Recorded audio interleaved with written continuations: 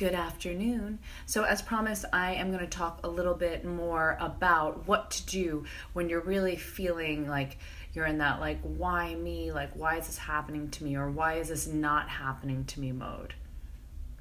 So the first thing to do is to just go into the feeling around it, okay? So if you're thinking well, why me? Why does this keep happening to me? Or why does this not happen to me? Why can't I find a relationship that I'm really happy in? Or why can't I make changes in my relationship?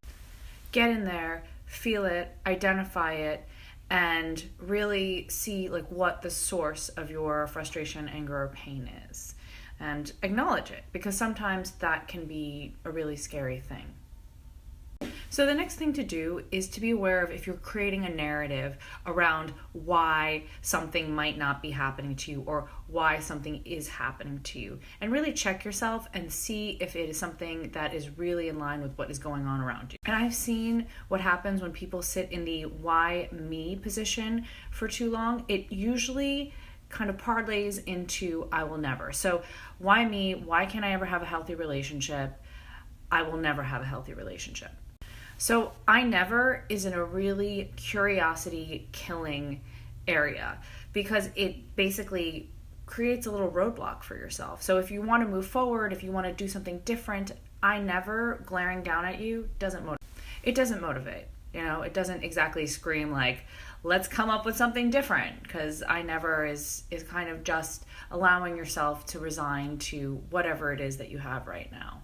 And that is a place we want to get out of. So when I start talking to clients and they share with me that there are certain patterns that they feel that they can't get out of and it seems like a cycle and why me, I ask them to acknowledge the why me, but then also ask themselves, what's next?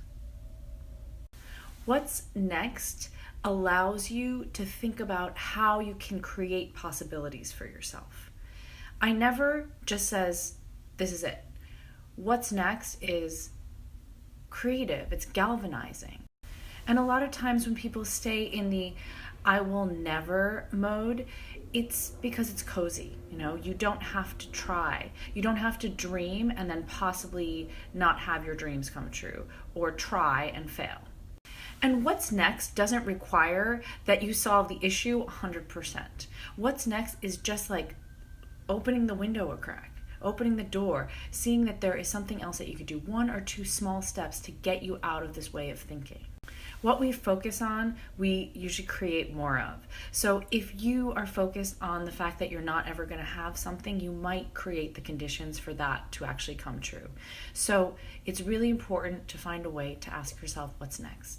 So if we go back to the example that I gave before about, why me? Why don't I ever have a healthy relationship? Instead of sitting there and being really paralyzed by that feeling of, just defeat, thinking, what can I learn about myself or the situations? What's next for my development? And that immediately creates an opportunity for you to learn more and for you to get out of that stuck place or that position. It brings curiosity to the question and fosters growth. So is there an area that you've been working on that you feel stuck or that you feel like you've had a hard time creating a possibility in? Send me a message, let me know what it is, and I'd love to help you flip the script on it and come up with the what next.